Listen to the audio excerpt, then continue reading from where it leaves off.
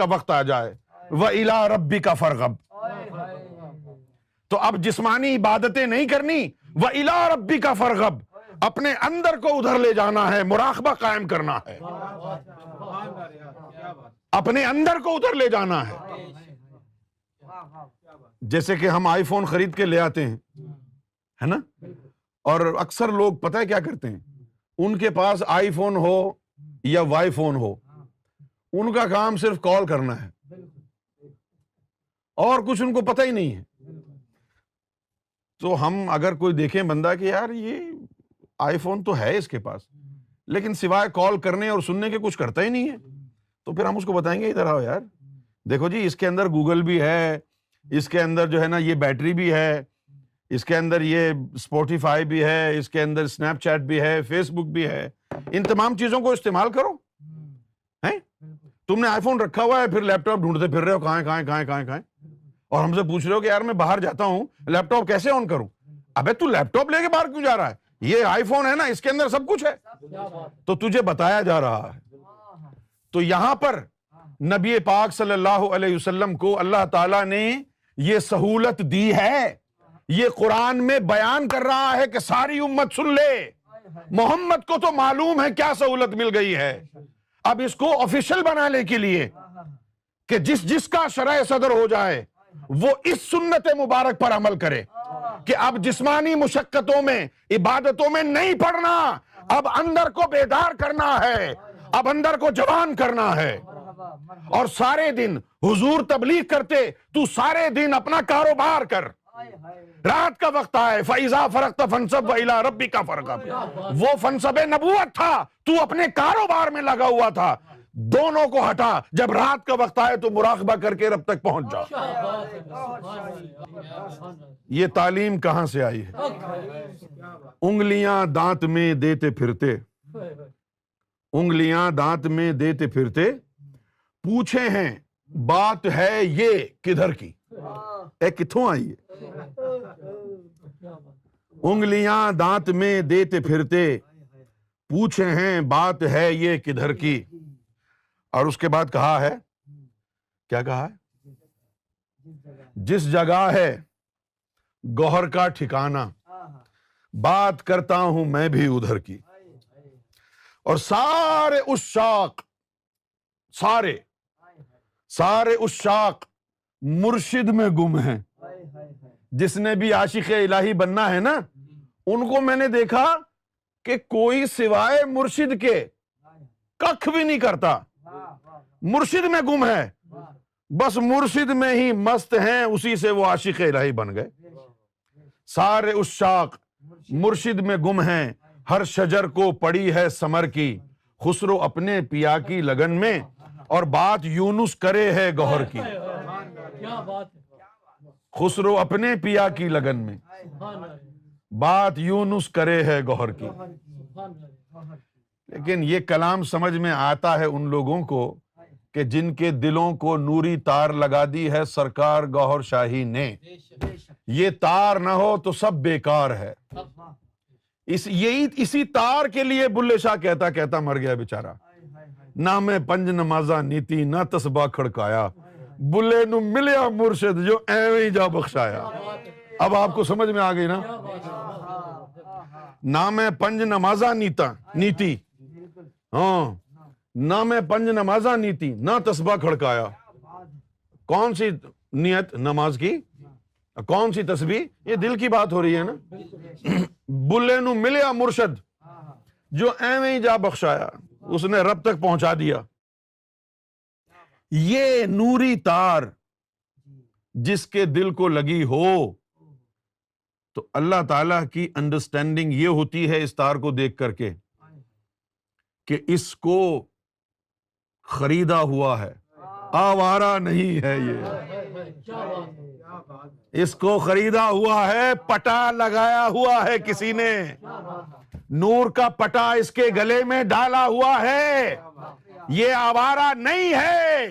اس کا وارث موجود ہے جس نے نور کا پٹا اس کے دل میں ڈالا ہے۔ اب وہ کوٹری میں ہو یا ریاض الجنہ میں، یہ اسی کا غلام ہے جس کا پٹا ڈلا ہے۔ کیا فرق پڑتا ہے کہ وہ کوٹری میں رہے یا لندن میں رہے، یا وہ بیت المعمور پر انتظار کے لیے بیٹھا ہو، یا وہ مریخ چلا جائے، یا وہ ریاض الجنہ چلا جائے، کہیں بھی چلا جائے، اس کا پٹا لگا ہوا ہے جس کے گلے میں، وہ اسی کا غلام ہے، وہ اسی کے در پر پڑا رہے گا، وہ پھرنے والا نہیں ہے، اس کو کوئی گمراہ نہیں کر سکتا جس کے گلے میں اس کے مرشد کا نوری پٹا پڑا ہو، جس کے گلے میں اس کے مرشد کا نوری پٹا پڑا ہوا ہو، اس کو کوئی ہرا نہیں سکتا، اس کو کوئی ڈرا نہیں سکتا، اس کو کوئی بھگا نہیں سکتا، اس پہ کسی کی بد دعا اثر نہیں کرتی، اس پہ کسی کا کالا جادو اثر نہیں کرتا، اس کے اوپر شیطان کی چالیں نہیں اثر کرتی، اس کے اوپر ابلیس کے وار اثر نہیں کرتے، اس لیے کہ اس کے گلے میں نور کا پٹا پڑا ہوا ہے، وہ کسی کی جائیداد ہے، وہ کسی کی پراپرٹی ہے، وہ کسی کا مال ہے، وہ اپنے اختیار میں نہیں ہے، وہ گوہر کا مال ہے، وہ گوہر کا مال، گوہر سے کوئی چھین نہیں سکتا۔ ایک دفعہ ایک شعر میں کہا، یونس مالے گوہر، یونس مالے گوہر، گھبراتا ہے کیوں اس قدر، یونس مالے گوہر، گھبراتا ہے کیوں اس قدر، تو گوہر کا مال ہے بس تو گوہر کے ہاتھ ہے، تو گوہر کا مال ہے بس تو گوہر کے ہاتھ ہے۔ یہ جو چیز ہے، یہ جو قلب سے نور کی تار نکل کے مرشد اور مرید کے بیچ میں ایک برج جس نے بنایا ہوا ہے، یہ ہے سرمایہ ایمان، یہ ہے خرمن ایمان، اسی سے تیرے باطن کی نشو نما ہوتی ہے، اسی سے تو ننھے ننھے نوری قدموں سے چلتا چلتا رب تک پہنچ جاتا ہے، یہی نوری تار ہے شاہراہ خدا، روڈ ٹو گاڈ، یہ نوری تار۔ اب اس نوری تار کی نشو نما کیسے ہوتی ہے، اس کی مینٹیننس کیا ہے، اس کی مینٹیننس کیا ہے، اور وہ کون سی چیزیں ہیں جن سے یہ تار کمزور بھی ہو جاتی ہے۔ اس کی کمزوری اس وقت واقع ہوتی ہے جب آپ کا گمان مرشد کے بارے میں منفی ہونا شروع ہو جائے، جب مرشد کے بارے میں بدگمانی آ جائے۔ اگر مرشد سے بدگمان ہو جائیں تو یہ تار ٹوٹ جاتی ہے، اور اس کے برعکس یہ تار مضبوط اور زیادہ مضبوط کیسے ہوتی ہے، مرشد سے محبت ہوتی چلی جائے۔ جتنی زیادہ مرشد سے محبت ہوتی ہے اتنی زیادہ ہی یہ تار مضبوط ہو جاتی ہے۔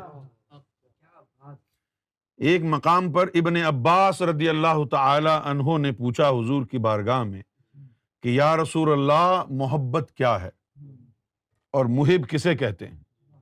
تو نبی پاک صلی اللہ علیہ وسلم نے فرمایا کہ محبت مطیع بنا دیتی ہے،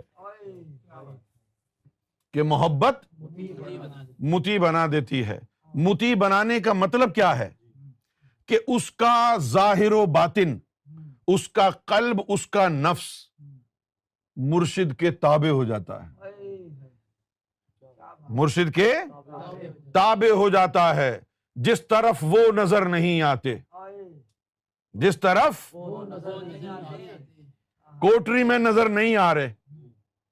جس طرف وہ نظر نہیں آتے، ہم وہ رستہ ہی چھوڑ دیتے ہیں، جس طرف وہ نظر نہیں آتے اور کعبہ بن